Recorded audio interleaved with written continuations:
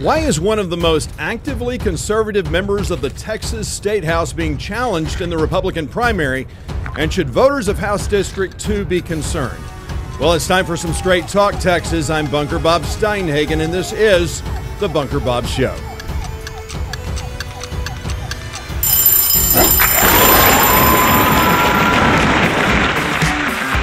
Welcome back, friends, to the third of 10 candidate forums being held in the bunker, and this one is especially important for voters in Texas House District 2, where one of the most conservative members of the Texas State House, who is just a freshman, is being challenged by a man who says we can do better. Now, I want to give each candidate the opportunity to put their best foot forward, which is why, as I have always done, I provide the candidates with a copy of the questions before they had to decide to participate. Through the magic of video, we create the illusion that both candidates are in studio at the same time.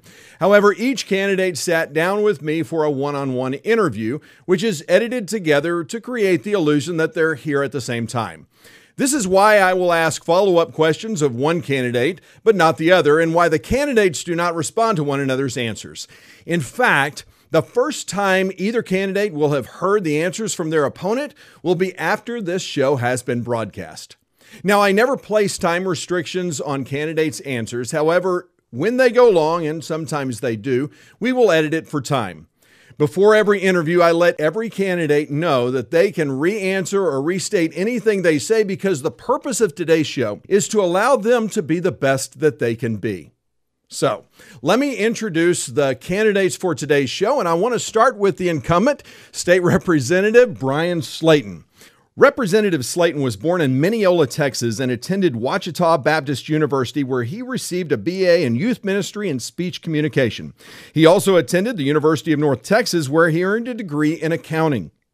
Slaton later earned a Master's of Divinity from Southwestern Baptist Theological Seminary and served as a youth and family minister for 13 years. Bryan now works at his family-owned company, Slaton Financial Services. In 2016, Slaton filed to run against incumbent State Representative Dan Flynn, but narrowly lost the primary race by just 581 votes from the more than 29,000 votes cast. In 2018, Slaton took on the incumbent again, where he again lost by another narrow margin, this time where less than 23,000 voters showed up at the polls, but Bryan lost by just 790 votes. Well, the third time is the charm, and on July 14, 2020, Slaton forced Flynn into a runoff, defeating the incumbent by a 22-part margin. Slaton continues to stand on his campaign promises, voting to abolish property taxes, ending overly broad laws that give government excess power during emergencies, and opposing any tax increase. In 2021, Slaton established himself as a faith and family champion by the Texas Values PAC, where he introduced bills like the one that would abolish abortion and make it a criminal act. The Texas Tribune calls Representative Slaton an anchor of conservatives and Texans for fiscal responsibility, identifies him as the highest-rated member of the Texas House. Additionally, the GOP Legislative Priorities Committee recognized Bryan for his selfless work in helping them achieve their goals.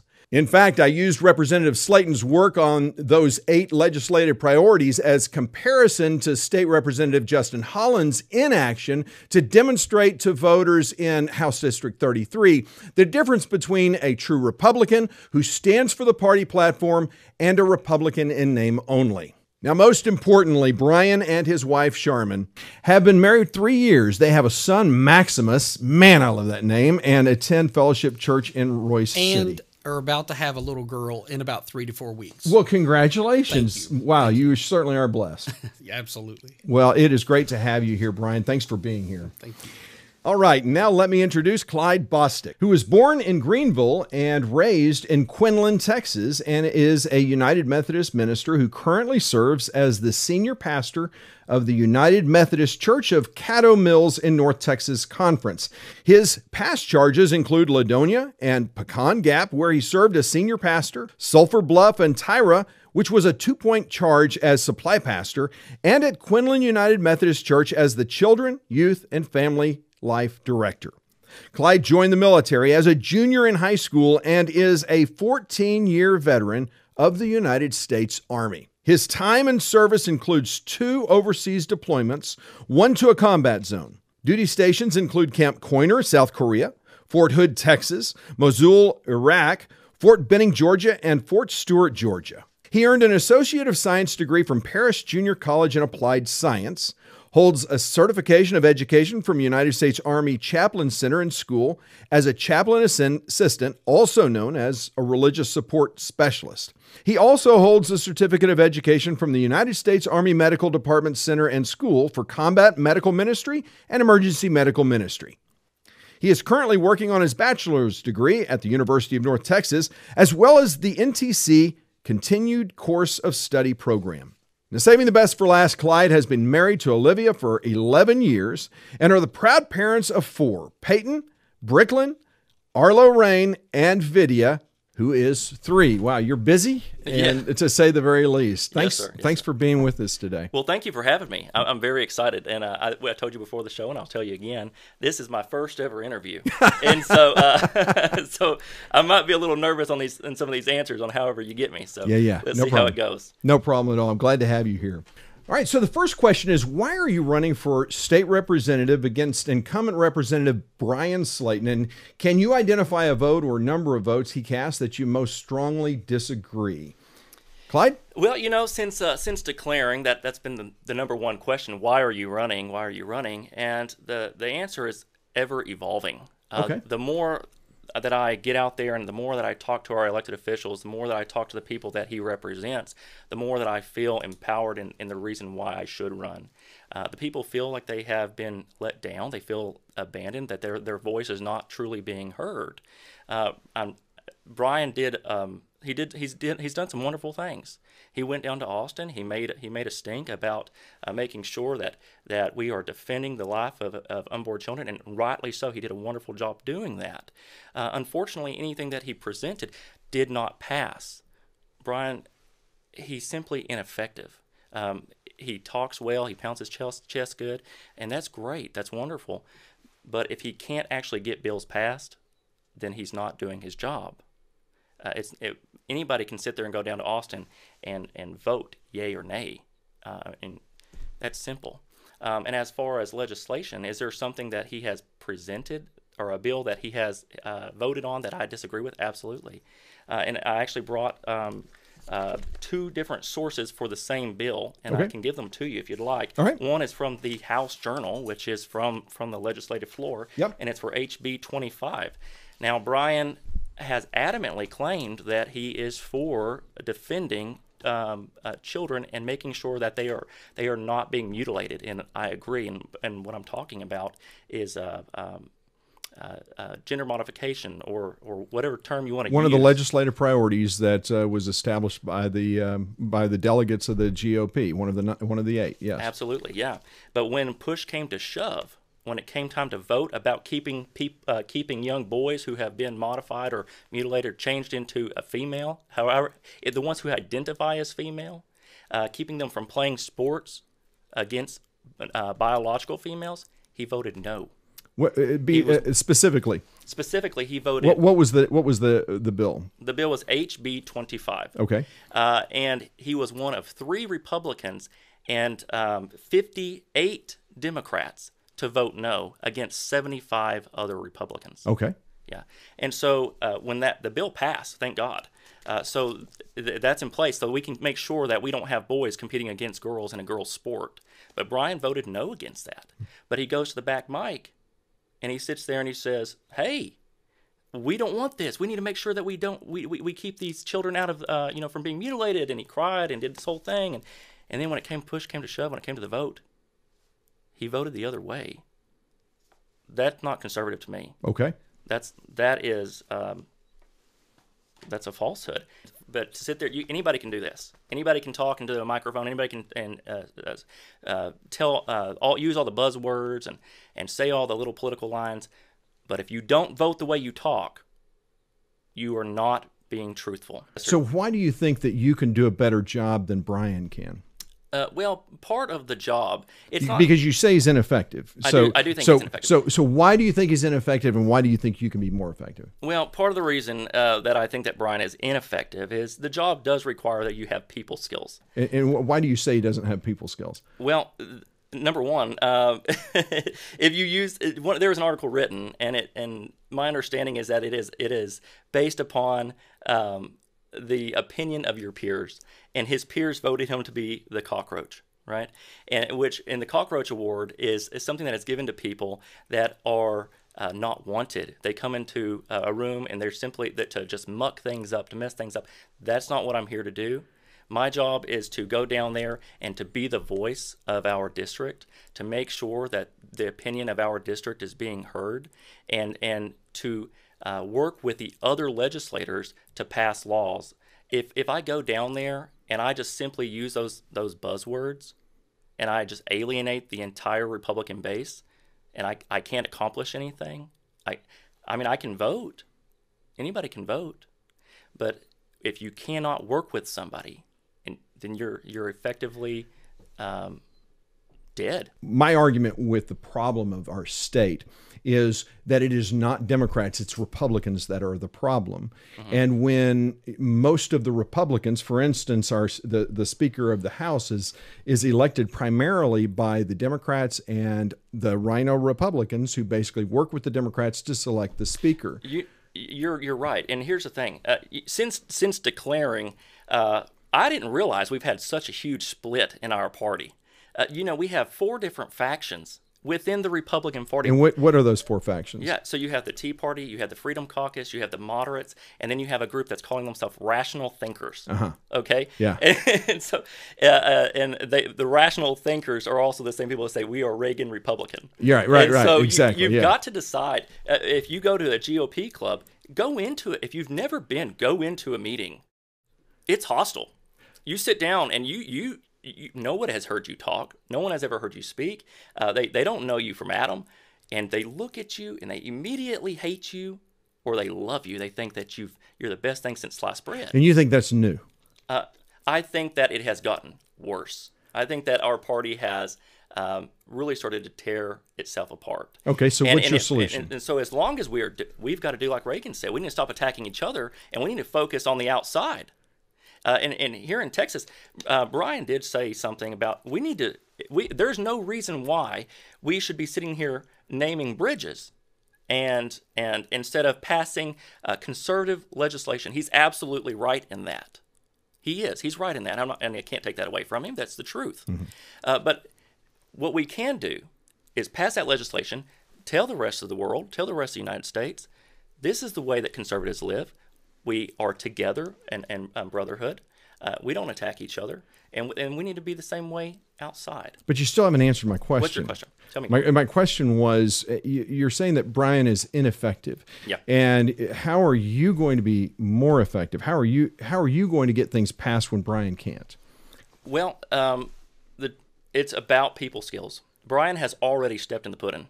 He can't take that back. Wait a minute. So he's called the cockroach not because of his people skills, but because he stands on conviction of his beliefs. No. Okay. He is called the cockroach because when he goes out and he meets with these people, he alienates. I don't know the conversations that they have, but he alienates himself from them one way or another. And it's my understanding that Republican leadership have pulled him aside multiple times to say, "Hey, Bryan, we'd like to work with you. We're willing to work with you, but you need to stop being so." Hostile, so abrasive. Kind of like Donald Trump. No, I like Donald Trump. Okay, so what's the difference? So what's the difference? The difference is because the Republicans hated Donald Trump. Well, Donald Trump was effective. Yes, he was, but because Bryan he was president. He was president of the United States, and Bryan Slaton is one of many members of the state house. Right. Well, if you're going to go in and you're going to be abrasive, you make sure that you have the allies before you sit there and you start alienating yourself. Why do you have to have allies if you're There's 150 people in the Texas in the Texas House.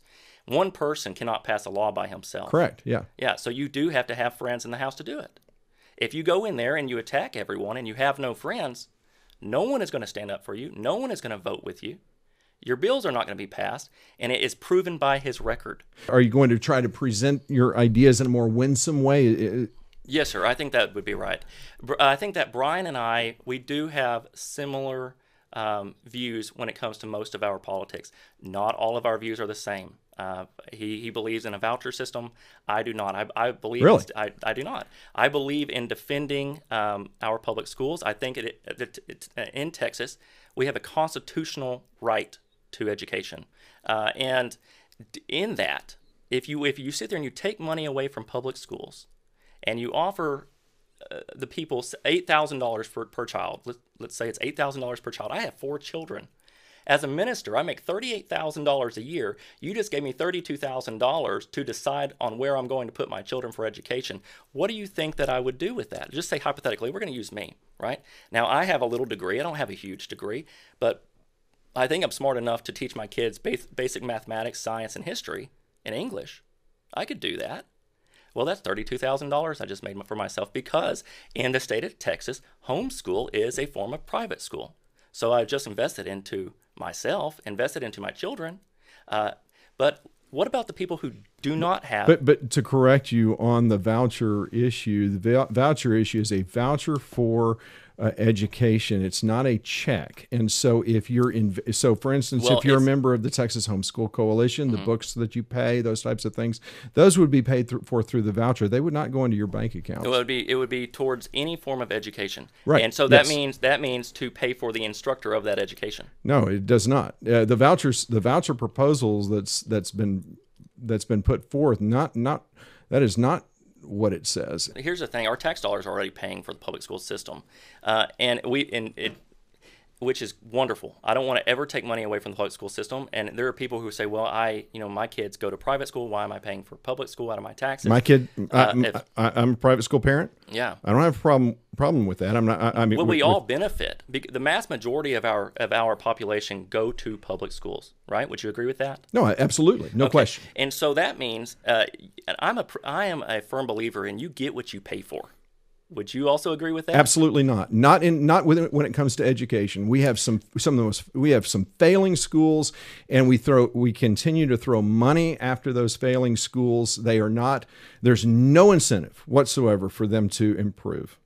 I disagree. Good. And the reason I disagree is, number one, I don't think teachers are paid enough. You spend thousands of dollars. You spend thousands. So tell me how much they should be paid. How much? What should a school salary? What should a teacher's salary be in the state of Texas? What in the state of Texas? What does the average person with a bachelor's degree bring in? I have no idea. You have no idea. The average person in the state of Texas with a bachelor's degree brings in about $60,000 a year. The average teacher in East Texas, what is $50,000 here? I think they start at $50,000 in Rockwall. Well, not everybody has as much money as exactly. Rockwall. And in the bigger cities, Dallas, the big Austin, these are where the schools are failing. So the issue to me is not money. The issue is there's no competition, and which is why, as a conservative, I'm a voucher guy. But I mean, this is a conversation that I think we as conservatives should be having, and I respect your point of view. So keep going. Yeah, and I know I'm not presenting this as well as an educator would, but my understanding of the voucher system, and you've already said that. Well, okay, but how much should teachers be paid? You're saying they should be paid $60,000. I do. Okay. I think that, and you're talking about it needs to be competitive. If a person goes to college and they spend hundreds of thousands of dollars for a degree, and then they go and they're only being paid $35,000-$40,000 a year, which is true in most cases of college graduates today. So explain to me why college education is so expensive. The idea that if you go to a university, you're getting what you pay for, it's just not true. I agree with you. Our schools are failing. Do you agree that our schools are failing in America today? I do. Okay, then are we? And we're spending more on education than we've ever spent in history, and yet our schools, the more we spend, the greater the decline in education. Our education department absolutely needs to be overhauled, and the way that I think that it needs to be done is we need to, one of the number one reasons I believe that we are failing is because we teach our kids to test rather than teaching them life skills and preparing them for either a trade school or college. I don't disagree with that at all. If we eliminate the STAR exams, tax toss, whatever you want to call it these days, if you eliminate that and you teach those kids life skills, go back to the basic stuff and prepare them for the real world, absolutely, I think that our everything's going to increase. And so I don't blame the teachers for the decline in our education. I blame people in Austin for that. And but you don't think they're paid enough. You don't think that, so the state is not paying teachers, is not providing enough funding to education. You get what you pay for. If you pay, look, if I'm going to build, then why are we declining? We continue to increase. If I'm going to build a fence, and somebody comes and they tell me, hey, look, I'm willing to build your fence for $100, and then another guy says, hey, no, really, it's going to cost you $1,500, and I say, well, I can't afford the $1,500, so I'm going to pay the guy for $100, and then I get a shoddy fence. I can't blame the guy who built the fence. I blame the guy who didn't have, blame myself because I didn't have enough money to put into it. Yeah, that idea of you get what you pay for is true for everything except government, and that is true across the board. There is nothing government does efficiently or better than the private sector ever. For instance, okay, you say it's an issue of how much we pay our teachers. The teachers that work for the private Christian school that my daughter attends are paid significantly less than public school teachers, and yet we get a much greater value for our money. Now we're paying for it. It's a different curriculum. No, it's a different curriculum. If it's a Christian-based academy, it's a different curriculum. How can you say that? Because the kids still have to take the SAT and the ACT, and so that they still have to score on these tests to compete. And why is it that private school kids outperform public school kids? And the answer is it's not money. Well, the private school kids, if you're talking about, and I'm not talking about the homeschool sector, I'm talking about actual private schools. Most private schools pay their teachers more than what our teachers are being paid. That's absolutely, completely, totally. Well, please. What you said is empirically false. So the issue is we're going back to vouchers, and so you believe that vouchers hurts education. I do. Because it's taking money away from the public schools. Is that what you're saying? Well, yes, it takes money away from the public schools, but I'm concerned that I don't think the government ever does anything for free. So if you take public tax dollars and you put them into a private institution, that is no longer a private institution. The government has just look at the. I see what you're saying. You're saying that I completely believe that if a nonprofit organizations begins taking public money, well then they're now accountable to the government. They've now got to disclose their books. They've now got to be accountable. But when you're talking about vouchers and school vouchers, the way private schools will be held accountable is, if they're not performing, those parents will take their vouchers elsewhere, because they're going to go where they can get the best education for their children. I know that you want the very best education for your children, as we all do. So that's why the arguments on the school side on taking away money is, I think, a very fallacious argument. It's a hard sell for a conservative and for conservatives in the party. I mean, like I said, it's one of our legislative priorities. Of the hundreds of platform positions, the delegates of the state of Texas voted that to be one of the 8 that they want the legislature to stand up for. And you're saying that you would not stand up for those. No, that's not what I said. What I said is I don't agree with vouchers. I think that we are already invested into our public school system. I think that we need to continue to invest in our public school system. That is where the majority of our kids go. I think that all we would be doing is hurting that school system, wherever it may be. Not every school is like Rockwall, where they have a lot of money. And so the two issues for you are the gender modification and school vouchers. Vouchers, yes. And is there any other? Well, then when it comes to the number one thing that I am really invested in is our border security.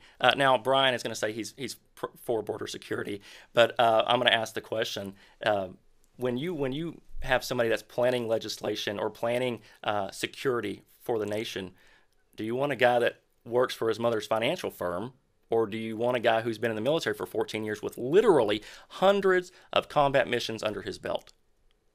I think that one's a no-brainer on who to pick on that.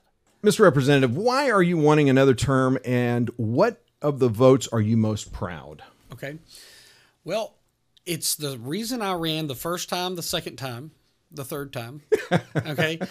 The reason I'm running is because I just feel like it's what the Lord's wanting me to do. I'm concerned with our state and country and my belief system. This is a government of we the people. And it is absolutely okay for Christians to be involved in government. It's okay for Christians to implement public policy with Judeo-Christian principles in public policy. And that's what I want to do. And that's what I enjoy doing. And so I'm running because of that. The things that helped me get to that, me and my wife talked about it and chose to run. It wasn't just an automatic thing. And then also support from the community, from people who voted for me, and even some people who didn't vote for me. There's people who've literally never voted for me, but during the session and after the session, they're like, we should have voted for you sooner. And I'm like, hey, great, let's do this. And so that's why I'm running, just to feel like it's what the Lord wants me to do, and lots of support from people. The second thing, what vote am I most proud of? Okay, that's a tough one. Well, but you can give me more than one. Okay, well, I mean, there's constitutional carry, heartbeat bill. We did a lot. We put a lot of money towards border security. There's more that needs to be done there. My goodness, we did election integrity. Okay, here's my favorite. I'm gonna pick. Well, it's one, but it was actually two amendments. It had to do with hospital visitation when you're sick or at the end of life. Wow. So there was a bill up that was only going to codify. Okay, a bill that was going to codify what had been happening. Basically, a hospital board or someone could keep you out of the hospital away from your loved one. Now, I was bothered by this during COVID where people were left alone. Well, yes. They were about to codify that. I filed an amendment to this one bill that said that you could never deny religious counsel. There was a separate bill, a Senate bill, that one was actually a really good bill. They just left one thing out. They didn't account for people that were incapacitated, so that their power of attorney or somebody could request that religious counsel. And so I put that in. I kept my mouth shut. It got through the Senate. They didn't strip it out. It got the governor signed it, and I wasn't going to say a word. And then the reason why I'm saying this is my favorite vote is because we pass things that are good. Constitutional carry, heartbeat bill. We pass things that are good, but a lot of Texans and a lot of people in my district will say, well, that's good, but I don't know if I actually see that impacting my life, right? Like, I like the issue and passionate. I literally have people calling me and telling me that their family member is alive simply because they were able to be with them in that moment. I had right close to September 1st when it took effect, there was a doctor that had someone in Collin County, and they claimed that the guy would not have lived. They were trying to help get the daughter in while he was dying, basically. My goodness. She gets in there. He makes a dramatic turnaround. He's out of the hospital. He's home. Wow. There's a guy in Hunt County that he went in, helped get his wife and his pastor friend in with him, and they claim that the only reason he's alive is because she got to visit. And that's because my Judeo-Christian values and principles. I know we're more than just flesh and bone that just gets sick. And we might get better, we might get worse. And that's how the government's basically treating us with COVID. They're denying the fact of who we are, made in God's image, and that the presence of loved ones, and also the presence of anyone, whether it's a pastor or a Sunday school friend or whatever, coming in and praying with us and encouraging us, can also help us in our medical condition. Absolutely. And so that is my favorite vote, because as of today, I haven't even been in 1 year. And I have people telling me that my amendments help save lives. Hey, I think that's pretty special. Mr. Bostick says that, claims that you are hard to work with and that Republicans don't like you. Republicans in the House don't like you. Is there any truth to that? Well, I would like to know myself. I mean, he makes this claim, but based on what? I mean, at any point, he could share the evidence. He could share the list of Republicans who said that they don't like me. Well, he doesn't do that. The other thing is, you can look in the House video. I filed more amendments than anyone else. I filed 35 amendments. Wow. Okay? No other person did that. And the reason why is I know how difficult it is for Republicans to move their agenda. Conservative Republicans. Yes, to move their agenda. Thank you for clarifying. I did that, and you can go back and look at several videos where Democrats and Republicans from the front mic of the Texas House Chamber said, I want to thank Representative Slaton for working with me on this issue. Wow. They didn't stand at the front mic and said, I can't believe this guy. So he's probably making claims that I don't know. I mean, maybe he can back them up. But if you watch what happened on the floor, and also you watch the interactions, and also there are House members that I would say maybe didn't treat me that well during session. They're asking for my endorsement now. I mean, so the thing is, and let me stop there. That's so that question and that premise, that is important if you think the goal of a representative is to make sure people like you.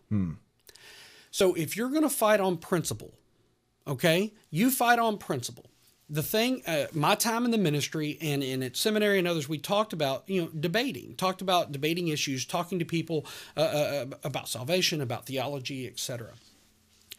At any point, what the left has learned about Christians, what they've learned for the majority of Christians, all they have to do is tell you what you said offended me. And the Christian goes from defending the policy, the theology, the point, the fact. Then they move to, I'm sorry, I didn't mean to offend you. And then and how do you unoffend them, right? Right. Because it's an emotion, and how do you know that person's being honest, right? Because sometimes when people are losing, they use things that are intangible to try to take back the debate. So you're not being a jerk when someone switches from fact and tangible items to a feeling and emotion. You're not losing whenever you say, well, I'm not here, and I'm not here to make sure you're upset or you're content. I'm not. This policy needs to be implemented in our lives. That's the job of a Texas House representative on the House floor. So all we have to do, based on his model, the Democrats, all they would have to do is say, you offend me. You're rude. Whether you're rude or not. And then you have to stop. Based on the premise that you have to make sure no one's upset with you, right? Yeah, right. If that's your goal, yeah. If that's your goal, nothing would ever get done. Is they're happy, or you fight on principle. Yeah, I choose to fight on principle, and if someone chooses to get upset, that's on them. Listen, I'm here to represent my district. If your district doesn't believe in it, you have every right to vote against it, and I'm not going to get mad at you, because that's what would happen is I would file these amendments and other things, and I would just go laugh and talk with the other people, the other members. Now, if I voted against theirs or whatever, they may come over and yell at me, and I'm like, why are you yelling at me? My district doesn't want to expand, some liberal doctrine. Yeah. Right. And yeah. You're mad at me, and they try to make it personal. So that's it. You're either going to have someone fight on principle or on personalities and on feelings.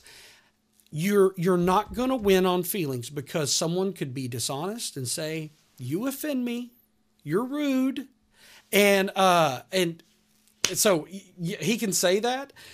He's absolutely free to say that. But like I say, there's video of people thanking me for working with them. And on top of it all, I'm there to fight and advance conservative principles. Well, what about Mr. Bostick's claim that you voted against a bill, HB 25, that actually you're co-author on, is my understanding. Mm-hmm.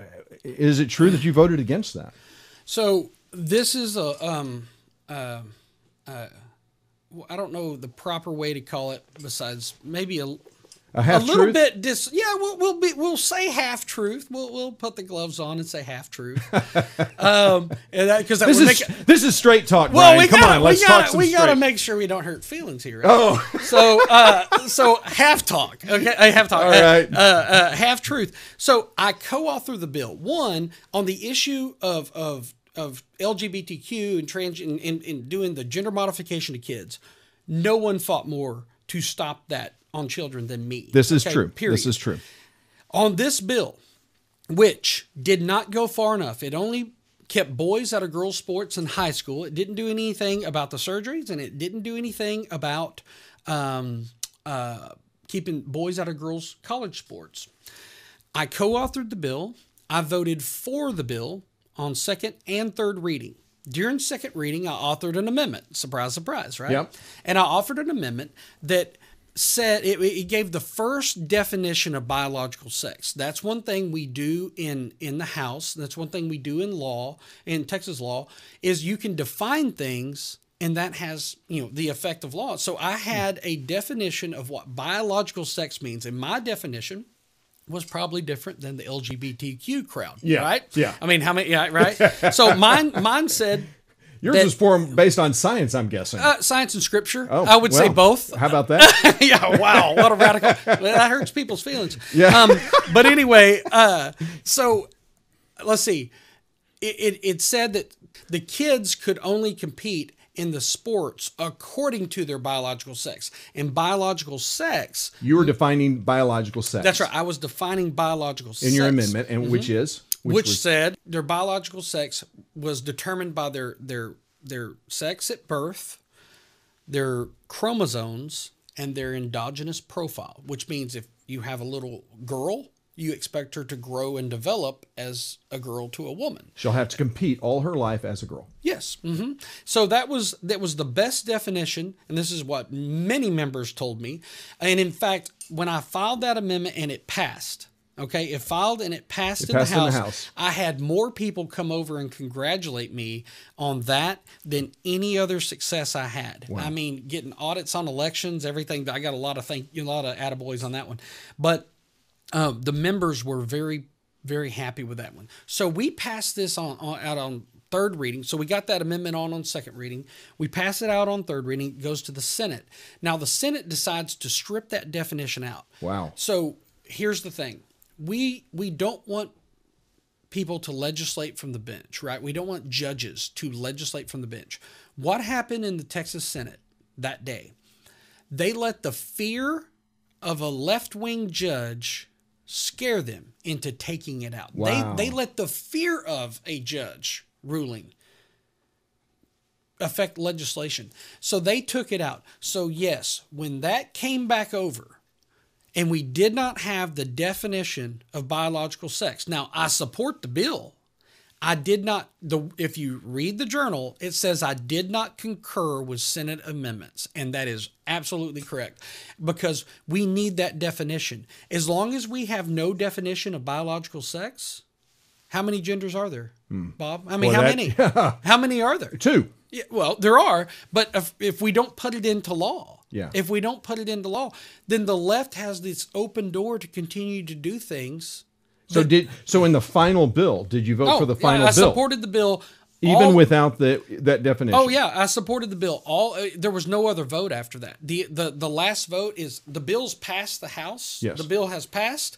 The last question is, do we concur with their amendments? And I said no, and that's because they took out the definition of biological. And that was a nay vote. That was a no. So there was a following vote after that? No, it's just a concurrence. Like the bill's good. Do we want to accept those or not? Okay, so you guys were just voting on that amendment. On concurrence. On concurrence. What does that mean? Okay, so the House passes a bill, and let's say they put on amendments A, B, C. Okay. The Senate passes a bill, and they put on B, C, D. Okay? Okay. So, or A, B, C, and D. Okay. Okay. So then it comes back to the House. So we've got A, B, and C, and they got A, B, and C, but they added D. Okay. We vote to say, do we want to take that or not? Okay. And if you don't, it goes into conference. And then the negotiation is, are you going to get D, part of D, or none of D? Okay. Okay. If you accept it, then automatically, just with that concurrence, the House would take A, B, C, and D. So is the bill as it was signed into law? Does it include the definition? No, because the Senate ripped it out. Yeah. And I didn't want to accept the bill without that definition, because that definition could have helped with other issues, the banning gender modification of children. Because if the definition in law, because even though it's over here about UIL sports, they can still use that definition in other areas, and they may be able to use that in some cases to stop these procedures on children. So when it comes back, so you're just saying it's only on concurrence. So had everyone voted against concurrence with you, then would the bill have been passed without that Senate modification? It would have stopped. And they would have gone to conference committee. Okay. In conference committee, So if something's not in the House version that is in the Senate version, that's your parameters. So the bill's not dead. The bill's not dead. Yeah. It's just that one issue. Okay. The one thing that isn't in full agreement, that anywhere from 0 to 100% of that can make it in the final version of the bill. That's So it. All the other parts of the bill, there's no issue. It's moving forward. It's just the concurrence of amendments is all. Okay. Very good. And then this question is almost a foregone conclusion for both of you, and that is, do you have a faith? And if so, what is it, and how does it guide you if, in your case, Bryan reelected? Yeah, absolutely. Yeah. I have a relationship with the Lord, and it does guide me. I believe we are to live our life honoring Him, and in this country, we are to be involved in our government because it is on us. It's on we the people. All through history, if you read in Scripture, it's that, render unto Caesar what's Caesar's. Well, you got God, government, people. Then the Declaration of Independence is signed, and it gets turned around, and it's God, people, government. We give that power to the government. It's on us. And so if we're Christians and we have policies that are unethical and unchristian, well, that's on us. Yeah. And so it goes back to even Aristotle. He would talk about how only virtuous people can make a virtuous economy and virtuous laws. Dishonest people cannot make virtuous laws and virtuous economy. It's all the same. So dishonest, unethical, unvirtuous people, they can make an unvirtuous economy, unethical economy, and laws. And so it's a simple thought process. And so, yes, it's a part of who I am, and it's been a part of what I did in the Texas House. The concept of free market economics, that did not come from Adam Smith. He stole the idea from the Salamancan monks, and there's others. So there's actually a couple groups. I think. Can we say he recognized the idea rather than stole it? Well, you can say that. Yes, yeah. He recognized the idea, yeah. But it was the Salamancan monks who helped advance the idea using Scripture about economics. The Bible teaches a theology of work.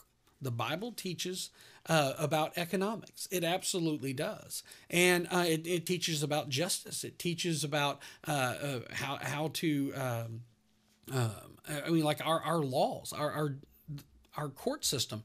It could not have been written without Scripture. Okay? So it should be a part of who we are. So whenever it came to actually being on the floor, things I did were about that. One, if the left is what they are today, they're in many ways godless. I mean, they're ignoring Scripture. Now, individually, they may say, "Oh, I go to church, I do this," but they're ignoring God's word in many ways, with the gender modification of children, with paying people not to work. I mean, that's not biblical, and other things, right? So true. So I filed the amendments to say no Democrat chairman. Because how are we going to advance our agenda if they disagree with us at the very foundation? They'll never let the bill off the ground.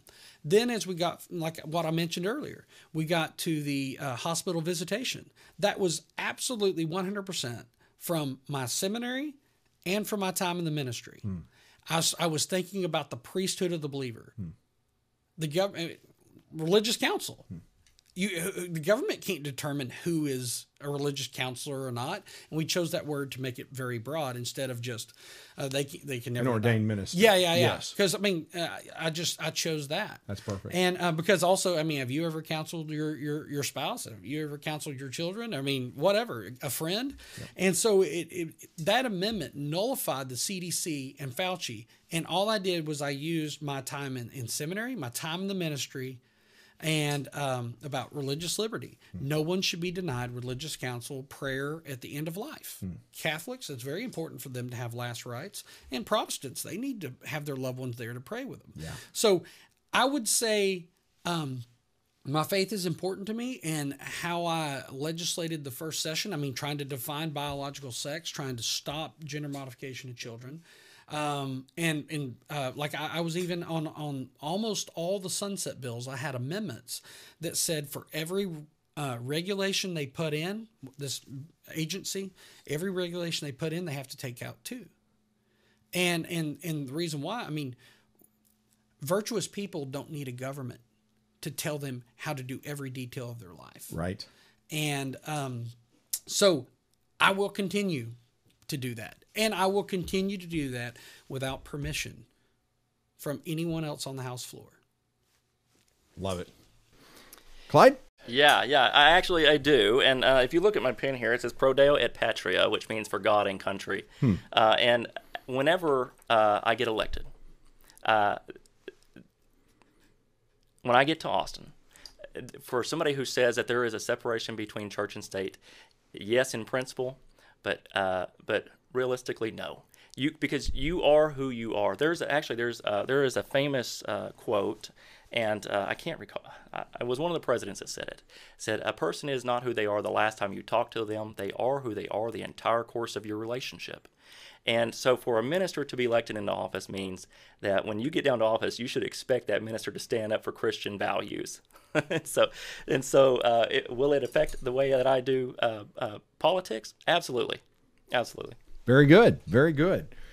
So if elected or reelected, do you see yourself as a representative or trustee of the people? Now, a representative will act in ways that he or she believes those who elected them would want them to act, while a trustee acts in ways that they believe are in the best interest of the people, even if those who elected them oppose such actions, like shutting down businesses and places of worship during a pandemic.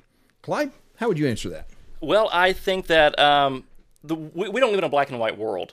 We cannot be both a trustee and we cannot be singularly either a trustee or a representative. Okay. I believe that you are a mixture of both, or you have an obligation to be a mixture of both, because the people have elected you to be their voice, to go down to Austin, to represent their interests.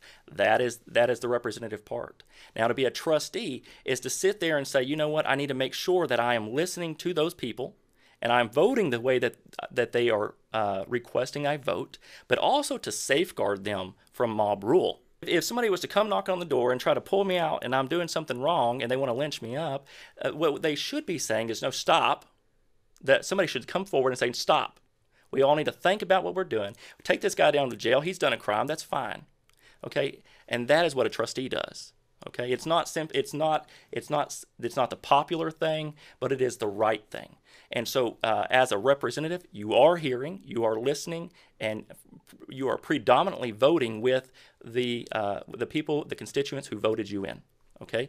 As a trustee, you are also safeguarding those same people. So you are in the middle. I think you need to be in the middle. I don't think you need to be a trustee, and I don't think you need to be a representative. You need to be somewhere in the middle to make sure you are acting in the best interest of your district. Very good. Bryan? Representative. That's what I did, and that's what I'm going to continue to do. That's what, as I did things on the House floor, and members would come and discuss things, whether they were mad at me or not, I don't know. I mean, in the moment they could have been, but they'd come up and ask. I'm like, listen, my voters are upset about this, and this. They're tired of always voting Republican and never seeing Republican issues being implemented in their life and passed. Amen. Okay. And I said, so on the rules debate, the third day of session, I filed an amendment that said before we can name a road or bridge, pretty insignificant thing, right? I mean, in the whole scheme of everything we do, there are good things we do, naming road and bridge to honor people, but that is not the pinnacle, the role of government is, that, but I shouldn't be a priority. But it's not higher than saving lives from the womb, I believe. But I said, hey, before we do that, let's just prioritize a vote on abolish abortion. That's an RPT priority. That's what that is. And they said, why? I said, we can't get a vote on it. It's in the Republican Party platform. And I got the first vote in Texas history on abolish abortion just on my third day. Wow. Great job. So, when is it okay to enact statewide restrictions against private businesses or houses of worship? Bryan? I would say never. So a small business owner, they have to operate their business to where people want to do business with them. If someone goes into a restaurant that is just nasty and filthy, regardless if there's a pandemic or not, they're not going to go eat there probably. Right. Okay. So in the same case, so if a pandemic breaks out and these restaurant owners don't do something to make someone feel comfortable in their restaurant, well, people aren't going to come in there. Or if someone's fear of the sickness or whatever, they're not going to come out anyway. So, and also there could be a business owner that says, "Oh, I'm scared to death. I'm shutting down." Okay. The free market will sort itself out. There will be small business owners come up with amazing solutions to bring that comfort level up to their clients. Let them figure that out. The government's not going to figure that out. They're not going to be the ones to implement it. We've seen through this. They don't know what to implement. They're all over the map. So never. And then, of course, houses of worship. When I was campaigning last time, it was the beginning of the pandemic, in between the primary and the primary runoff. It started. Wow. And I was saying no government should ever shut down a church. In World War II, when there was carpet bombings, were the churches shut down? No, they were turned into hospitals. That's exactly what the church did. And for the thing that upset me the most, or disappointed me the most, was whenever the governor did shut down churches, hardly any pastors put up a fight. Yeah. I mean, they have no authority. So to answer your question, no. And pastors sit back and let the governor shut down their church when it is not the government's job to do that. If that local church wanted to shut down, that's up to them. But it is not up to the government, ever. Very good. Clyde? Never. That's tyranny. And as a matter of fact, I've experienced a form of this being a minister. So we're all aware of the impact that COVID made on all of our lives, and the news media did not help. And then on top of that, you also had things like Snowmageddon happen, and then the churches were still being shut down. And but when it had first happened, when COVID first came out, people didn't know how to respond to it. And the church, I'm part of the United Methodist Church. I'm part of this big conference, and in that conference, our bishop works out of the Dallas district. He works out of Dallas. Well, the judge in Dallas decided that everything needed to be shut down, and so our bishop put out that everything needed to be shut down. And many of us out in East Texas are sitting here saying, "Why?"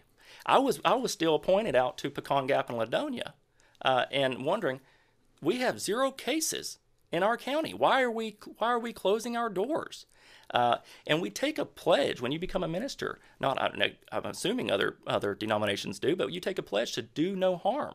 And part of that harm is not just the physical harm of the body, but it is spiritual harm of the soul. And if we're closing down our churches, how are you doing your duty as a minister? How are you providing pastoral care? And so for 2 weeks after I was ordered to close the doors, I left my doors open. And then I was told, "You need to close these doors," and then I said, "Okay." So I closed the doors, and then I went into the church annex because the letter said that we couldn't be having church service. And so we had annex service. And then I got a phone call and said, "Are you still using the church annex?" And I said, "I am." And they said, "Well, you can't do that. You can't do any service on the church property." And so then the next thing you know, we went, and I went to there was this awning next to City Hall, and we were doing services under the awning. And then I got a phone call, "Are you doing services under the awning? Are you still having services?" And I said, we are having picnics." And so we had picnics for the duration of COVID. I love it. Yeah. So I do believe it's a form of tyranny. I don't think that anyone should be able to come into a community and say, "You need to close your business, you need to close your church, or else this is what's going to happen. You're going to get a ticket, you're going to get fined, you're going to go to jail, people spit in your face, whatever." It became obnoxious. It was the ugliest thing I'd ever experienced. And I thought, well, you know what? If this, it's a good way to prepare you for the state legislature. Yeah. Sometimes you just got to work with what you got. Yeah. Very good. Very good. Thank you. Would you support an end to state property taxes? And if so, how would you go about doing it without adding a state income tax? Clyde? I think both of those are a form of theft. So I want to start there. All right. Yeah, so I do believe in the elimination of property tax. Now, with that being said, people are going to say, well, what about schools? You were talking about schools earlier. I recognize that. I understand that.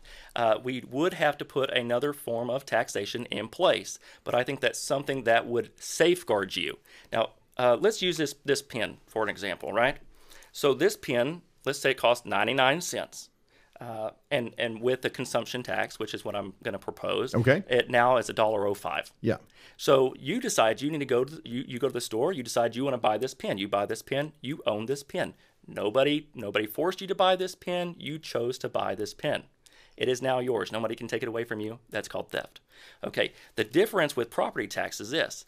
So you buy your home. You take out a note. It takes you 30 years to pay off your house.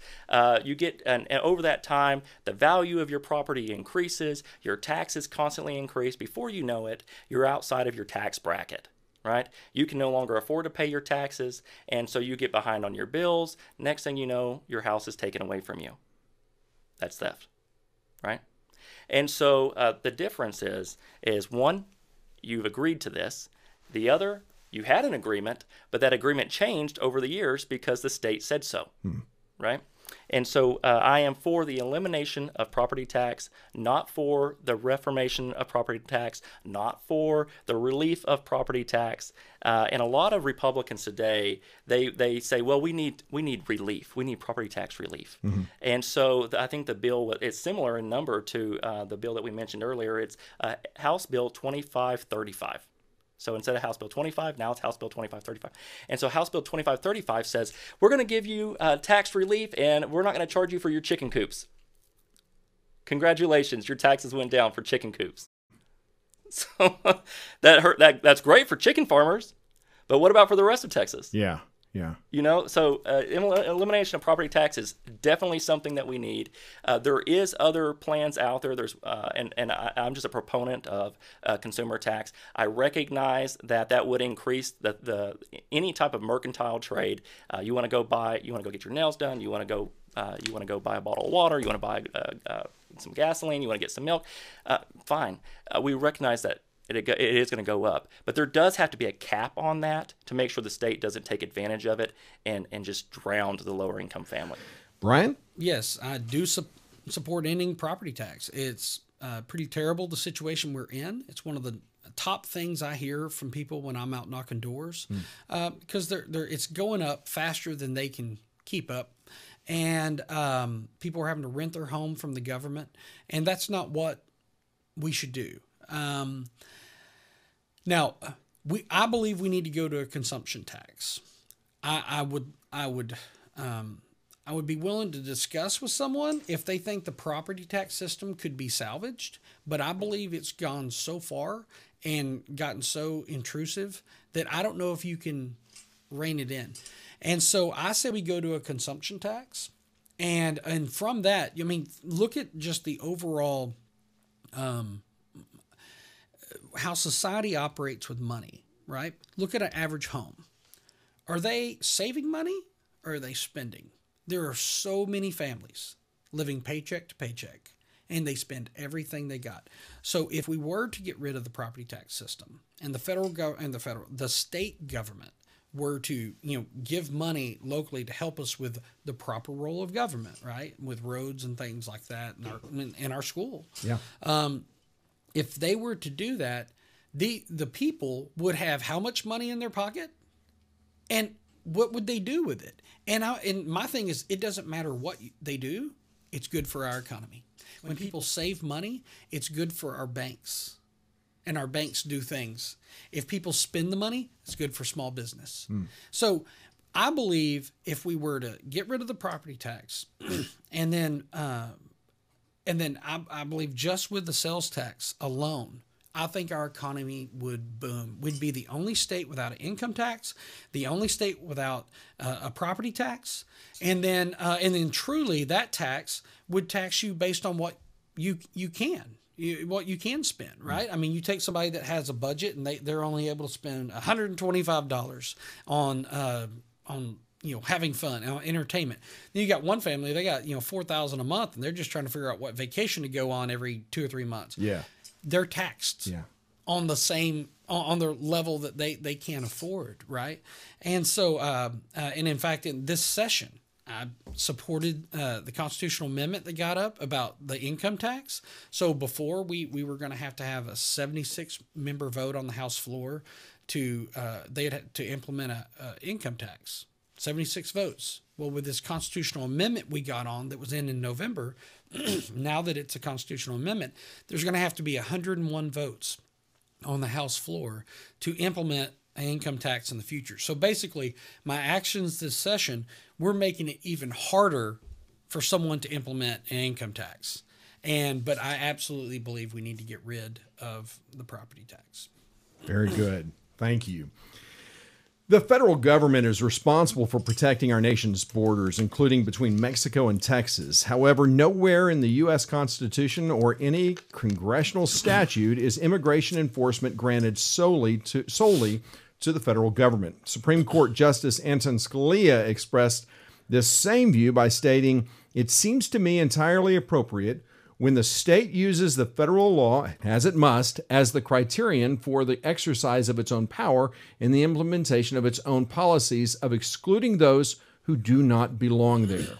Therefore, most constitutional conservatives have argued that the state of Texas as a sovereign political entity has the inherent authority to enforce its own borders and protect its citizens. Article 4, Section 4 of the U.S. Constitution guarantees the federal government shall protect each state of the union against invasion.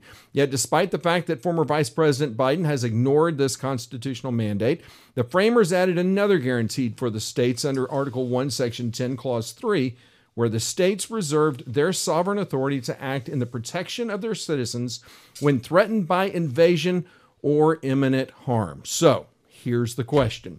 Do you believe that the state of Texas is being threatened by invasion or imminent harm? And if so, how will you work to secure our border and crack down on human traffickers and cartels that bring violent crime to Texas? If not, what must happen for you to support state-initiated action to secure our border?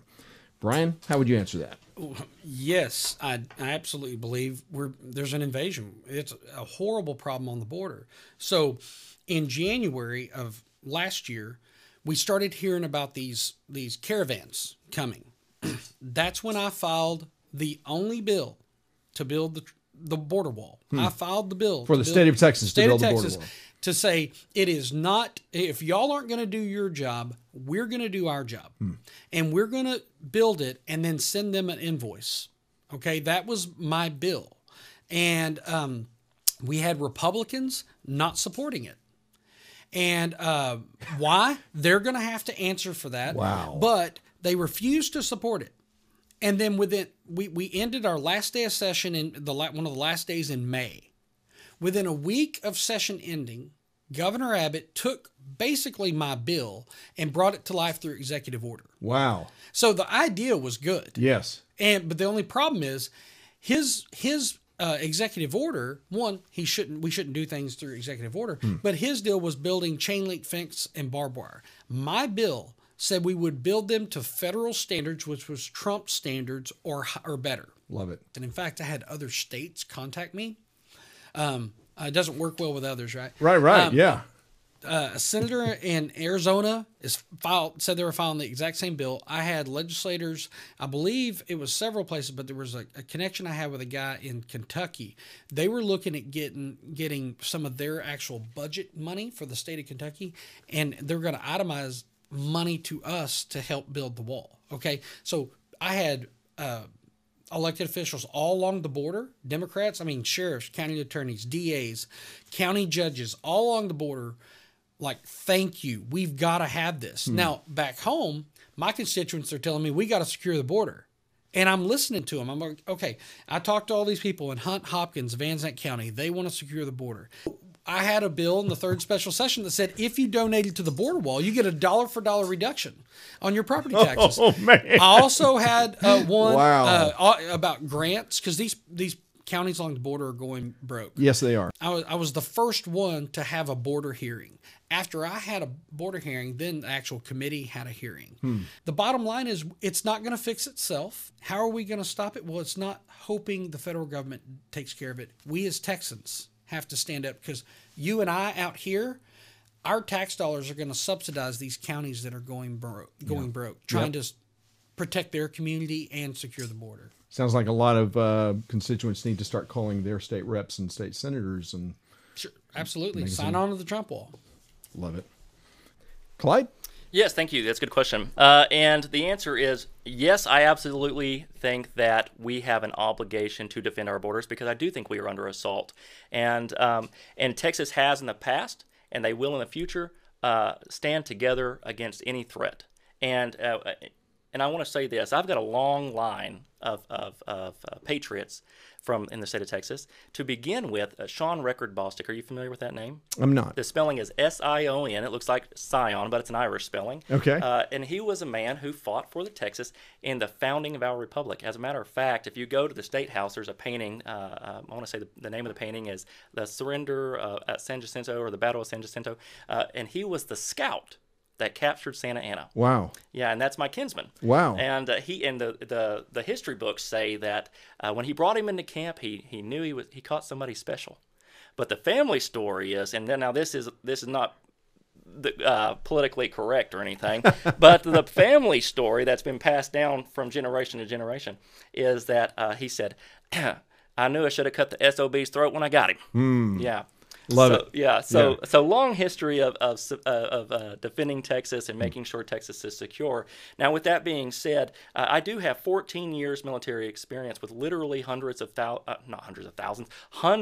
missions under my belt, combat missions.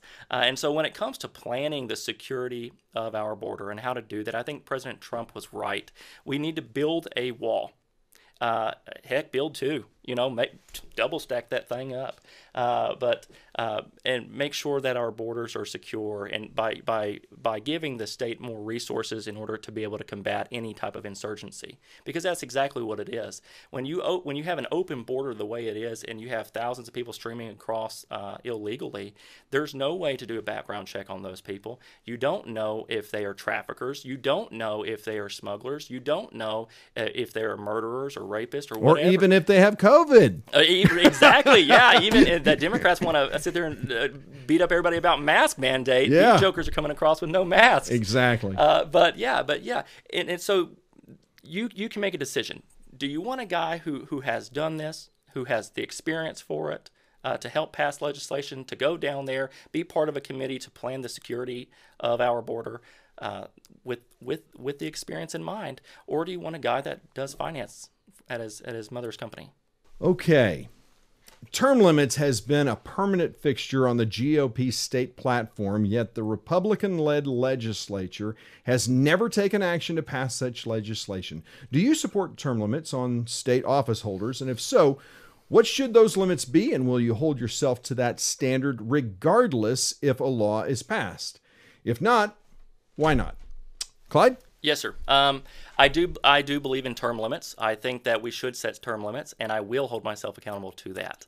So if we pass legislation that says, hypothetically, every person in the state of Texas, every member of the Senate, of the House, the governor, whoever, lieutenant governor, whatever position is out there, term limits should apply. And if 8 years is good enough for the president, 8 years should be good enough for anyone else. Okay, that's the highest office in the land. It should work for everybody else, and I will hold myself to the same standard. To 8 years. To 8 years. And that would give you 4 terms in office. Now, if you go to my website, I had a conversation with a local sheriff, and the sheriff told me, he said, Clyde, I'm going to hold myself to to 3 terms. Okay? The first term is to set myself up into office. The second term is to accomplish everything that I promised to accomplish. And the third term is to help prepare a good candidate to come behind me. And I liked that. I thought, well, you know what? That's great. That way we can have conservative leadership in office. You can kind of mentor somebody to come in, and that way there is no break in conservative leadership, right? And I liked that. And so I put that on my website. But what I didn't put on there is how many years should you be in? And so a 3-year term for a state representative would be 6 years. So there does need to be some adjustments on my side, but I do think 8 years is probably enough time for you to either accomplish the things you've promised to accomplish or fall flat on your butt. Okay? So, and if you can't do what you've promised to do after 8 years, you need to get out of there anyway. All right. Yeah. Very good. Bryan? Yes, I support term limits. Last cycle, I signed a congressional term limits. I believe it was 12 years.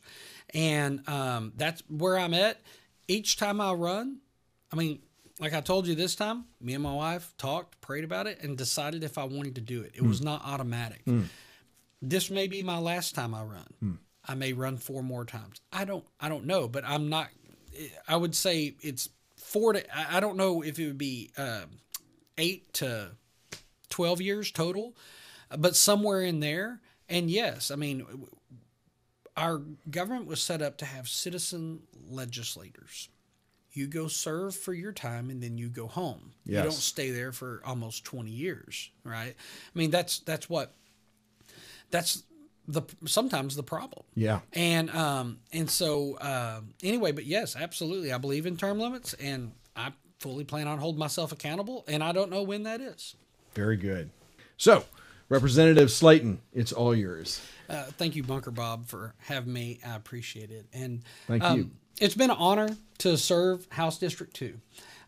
You know, as I've driven around Texas at different times, or parts of East Texas, I see people putting a lot of things on their sign. And I also hear about what people, other candidates campaign on. But one thing that's interesting is when you're down in Austin and you're on the House floor, those thoughts are nowhere in the vicinity of a lot of House members in their mind. And so my thing, I ran for office because I wanted to fight for our values. I wanted to fight for our conservative principles. I wanted to do everything I could to expand that. I campaigned wanting to do constitutional carry. And we were told by my opponent at the time that we just don't have the votes. We don't have the votes. Well, guess what? My first session there, we get constitutional carry, and not only do we have the votes, we got 2 Democrats to vote with us. It's amazing what we do if we try. It goes back to my amendment to the first vote on abolish abortion. Well, the only reason that happened is because I tried. I filed the amendment on the election integrity bill that got audits on Texas elections for the first time in Texas history. We're auditing 4 counties. Yes, it's small right now, but hey, at least we got it started. But after I filed that amendment and it passed and got on, I had members coming over to me going, hey, some people are frustrated with you. I said, well, why are they frustrated? So, well, did they not like the amendment or something? He goes, no, they loved the amendment. They thought it was great. They were just upset because they've been here for however long, and they've been trying to get audits on elections for a long time, and you did it on your first try. And I said, well, they're not mad. They're jealous. And there's a difference. And that's all. The other lesson is what I've mentioned before, trying. As your state representative, I promise you, I'm going to continue to try. I'm going to continue to advance our Judeo-Christian principles. I'm going to continue to try to advance conservative policy. And I'm not going to back off because someone in Austin tells me to. And I'm not going to back off because someone tells me that their feelings are hurt. I am going to do what I think is right for Texans and what I think is honorable for a Christian to do. And I'm going to do that and try to get things implemented in our life that continue to make Texas a great place to live. I can tell you it's been an honor after going down there to be ranked as one of the most conservative members of the Texas House. And like I say, it just has been an honor to be in the fight. We have an out-of-control federal government, and we need representatives that are willing to go to Austin and stand up to not only the Austin swamp, but also stand up to D.C. because we do not want to take the route of California and New York. And if we do nothing, that's what we're going to get. So I appreciate all your support, kind words, encouragement. And in this primary, I hope I can count on your vote again, because I'm promising you this: I will continue to fight for your values, and I won't let Austin tell me what to do. Have a blessed day. Clyde? Oh, yeah. So thank you. Number one, I do want to thank you again for coming to this show. Let me come to your show. You bet. Now, I recognize that I'm not the most polished candidate and that I can stutter around, but I'm not. I'm not a politician. I am a constituent who is concerned about making sure that we keep conservatives in office. I think that when you go to the ballot box and it comes time to election, you need to really think hard about who you want to be in office. Do you want somebody that is effective or ineffective? Do you want somebody that can sit there and actively make plans to defend your borders, to keep you safe, make sure that no hostile threat can come to you? Then I think you need to choose me. I think I'm the best candidate for that. If you are for the voucher system, I'm not your guy. I'm simply not your guy. But if you are for public schools, that is also me. So when it comes to defending the lives of our unborn children, I don't think that there is any Republican that I have ever met that is going to sit there and say that we should not do so. So I think you're safe in that regard. If you do have a candidate that's sitting there saying that it's okay to abort the life of an unborn child, that is not your guy. I don't care what race it's in. Do not vote for that guy. Always defend the unborn. And make sure that one of your top priorities should always be safeguarding our children in this world. That's what Jesus Christ himself said. So with that being said, if you want to find out more about me, you can find me on Clyde Bostick for Texas. That's FOR Texas.com. Or you can find me on Facebook, Clyde Bostick for Texas.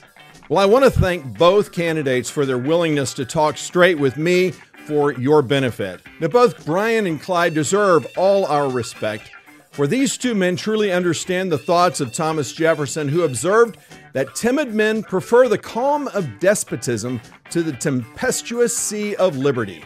There's no doubt that they both prefer dangerous freedom over peaceful slavery, which means risking attack and ridicule for standing on the conviction of their beliefs. Regardless of which man has earned your vote today, I hope that you will take time to thank them for getting in the arena for the sake of protecting our God-given rights. If you have more questions of them or wish to know more about their campaigns, I posted links to their websites in the description of today's show. If you found today's show informative and helpful, please hit the like button or smash the rumble key.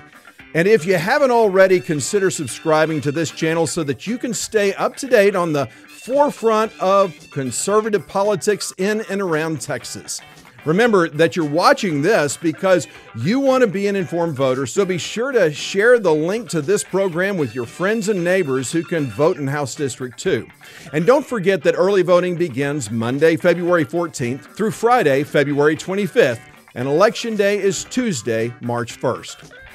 It was Thomas Jefferson who said that when the people fear the government, there is tyranny. When the government fears the people, there is liberty. We're a country of the people, by the people, and for the people, and the only way for us to keep it that way is for you to get out and vote for conservatives who will uphold and protect our liberty.